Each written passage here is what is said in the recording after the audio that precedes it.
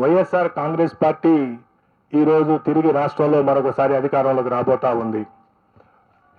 YSR Congress party ఆంధ్రప్రదేశ్లో మే 13వ తేదీన జరిగినటువంటి ఎన్నికల్లో 49.41% ఓట్లను సాధించి 94 నుండి 104 అసెంబ్లీ స్థానాల్లో గెలవబోతా ఉంది.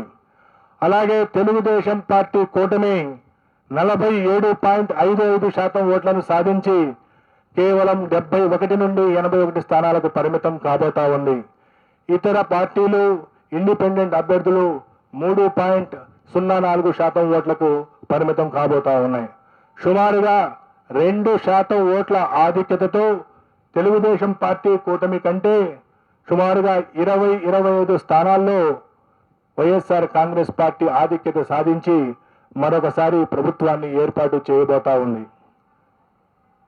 అలాగే పార్లమెంటు విషయానికి వస్తే ఆంధ్రప్రదేశ్లో ఉన్నటువంటి 25 పార్లమెంటు స్థానాల్లో 48.29% ఓట్లను సాధించి వైఎస్ఆర్ కాంగ్రెస్ పార్టీ 13 నుండి 15 పార్లమెంటు స్థానాలను గెలవబోతా ఉంది.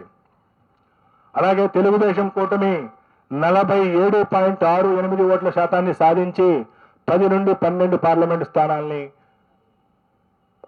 గెలవనున్నది. 4.03% ఓట్లు కాంగ్రెస్ పార్టీ మరియు ఇతర పార్టీలకు లభించినాయి. ఏ పార్టీకి కూడా ఇంకా వేరే పార్టీలకు సీట్లు లభించేటువంటి అవకాశం లేదు. కడప పార్లమెంటు నుండి పోటీ చేసినటువంటి శ్రీమతి షర్మిల గారు అక్కడ గణనీయమైనటువంటి ఓట్లు పొందుతున్నప్పటికీ అక్కడ గెలిచే పరిస్థితి లేదు. వారికి అక్కడ డిపాజిట్ కూడా దక్కేటువంటి పరిస్థితి లేదు. ఆవిడ సుమారు 12% ఓట్లకు పరిమితం కాబోతా ఉన్నది. ఈ విధంగా కాంగ్రెస్ పార్టీ సుమారుగా 3% ఓట్లు పార్లమెంటు స్థానాల్లో చీల్చిన కారణంగా వైఎస్ఆర్ కాంగ్రెస్ పార్టీ గెలవలసినటువంటి మరో 3 స్థానాలని కోల్పోబోతా ఉంది. అయినప్పటికీ ఎన్డీఏ కూటమి కంటే కూడా 2-3 పార్లమెంటు స్థానాలను అధికంగా సాధించబోతా ఉంది.